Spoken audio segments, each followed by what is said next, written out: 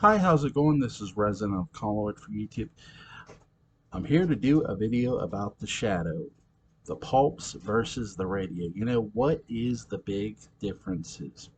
Really, the big difference, there's a lot to get to here. The character from the comics or pulps that Walter B. Gibson created in 1931, keep in mind the character you hear on the radio, this is not that very same character that Walter B. Gibson created for the pulps or comics. Case in point, in the comics, or the pulps, if you will, the Shadow is a man of mystery. No one knows who he is. He can disguise himself as anyone, and hell, he can be anyone. Yes, he does have agents, and he does recruit agents. Now, some people might say, well, is he ever Lamont Cranston in the pulps? Yes, he is Lamont Cranston in the pulps. But keep in mind, in the pulps, there is a real Lamont Cranston. A real Lamont Cranston who is wealthy and will take off for Timbuktu or Tasmania whenever he sees fit. He's a world traveler. He's a man of leisure. And there is a chapter, I believe it's called Lamont Cranston Talks to Himself in The Shadow Laughs, where the real Lamont Cranston is returning home. And people are under the impression that he's been in town this whole time when he knows he hasn't.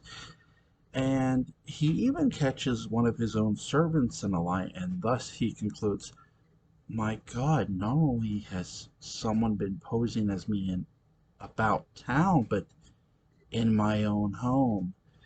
And this leads to a face-to-face meeting between the real Lamont Cranston and, well, everyone's favorite pulp avenger, the Shadow. Thus, the meeting is born. The Shadow arrives in the darkness.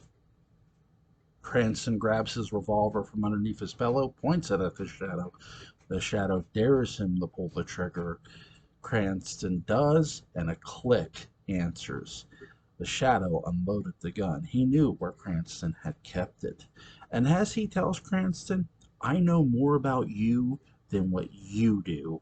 And look, the Shadow knows isn't just some half-assed catchphrase that was invented. He literally does know. When I say in the pulps he can pose as anybody, well, that's just it. He can pose as a Lamont Cranston, as a Terry Blake, as a janitor. Hell, he could pose as a gang member or a gang leader. The Shadow is a master of disguise and deception. Another thing is too is you more with the Shadow pulps, you more hear the story through the Shadow's agents as much as you do the Shadow. Now you do get the Shadow in those stories, but you more hear those stories through his agents, such as Harry Vincent, Cliff Marsland, on and on and on and on. Clyde Burke, if you will.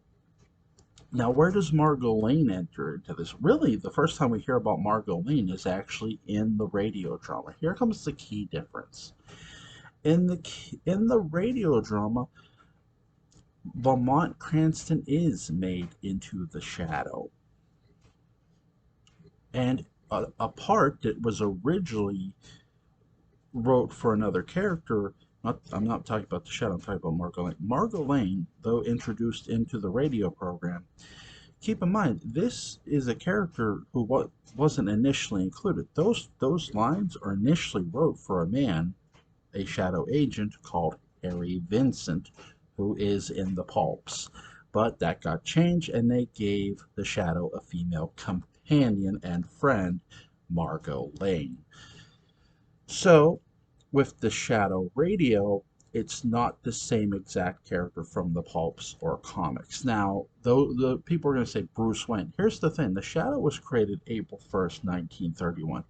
Newsflash, folks: Batman wasn't created till 1939. So to me, Batman more ripped off of the Shadow than anything else. And yes, I went there. Now, who voiced the Shadow on the radio? Glad you asked. Frank Reddick voiced him. And in fact, when in 1933, now it says 1938, but here's the thing.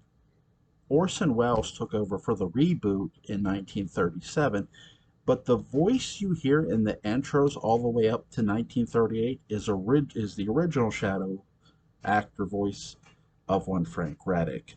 So Orson Welles takes over for the reboot from 1937 to 1938. Orson Welles also wanted to write and direct a Shadow movie. Next would be one Bill, my favorite Shadow voice actor, Bill Johnstone. I know some people might not like that, but for 1938 to 1943. Naval Captain John Archer in 1944. And the longest running Shadow actor, Brett Morrison, 1943, 1944, 1945 to 1954. So you had five people voice the Shadow on the radio. Sadly, most people only remember Orson Welles. Technically, he was the biggest name. I guess I could see why. I don't understand why myself, I guess. I mean, I don't see why the biggest actor gets remembered. But I mean, it was Orson Welles, for God's sake. Another thing, too, is really with the radio drama, you don't get the Shadows agents. You don't get the story through them. You more get the story through, the criminal making, the plans, and then the Shadow disposes of them. Now, and the biggest difference between the radio and the pulps is how that's done is usually in the pulps, the Shadow commences with the murder and pulls the trigger himself. In the radio, they had to get more creative.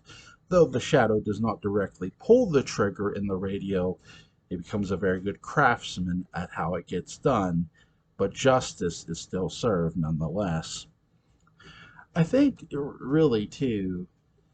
Now Walter B. Gibson was involved with the radio. He did write some episodes, some of the earlier episodes.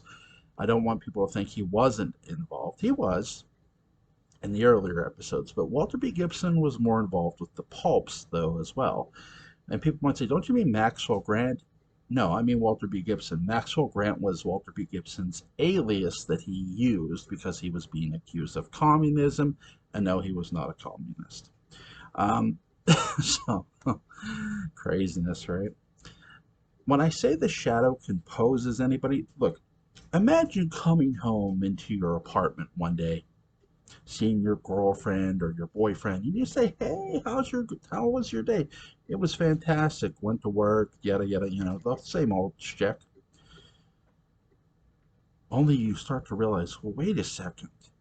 Didn't he go somewhere else, or didn't she go somewhere else? Point taken being, the Shadow could literally be the person next to you, and you wouldn't know it.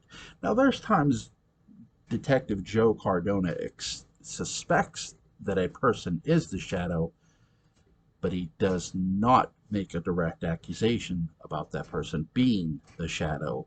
He more thinks about, well, is that the Shadow or isn't it? He's not sure himself. Case in point, when Terry Blake, Secret Service agent, comes to Joe Cardona requesting to see a crime scene, Joe Cardona takes him there. He brings, and on their way back after Terry Blake collecting some evidence, without Cardona realizing it, Terry Blake steps out of the car. Joe Cardona goes back to headquarters, and he's introduced to another Secret Service agent, not named Terry Blake, a different name. And the guy, he goes, "What? I just left one of your men." "A Terry, who did you leave?" "A Terry Blake." "Blake? He's in Italy. What did he look like?" He describes him. "Yeah, that looks like Blake." It wasn't really Terry Blake. It was the Shadow in disguise as Terry Blake. Now you see what I mean. So I think that's really the bigger differences. Huge, huge shout out to @Fred Barnabas Hope. This was informative, my friend.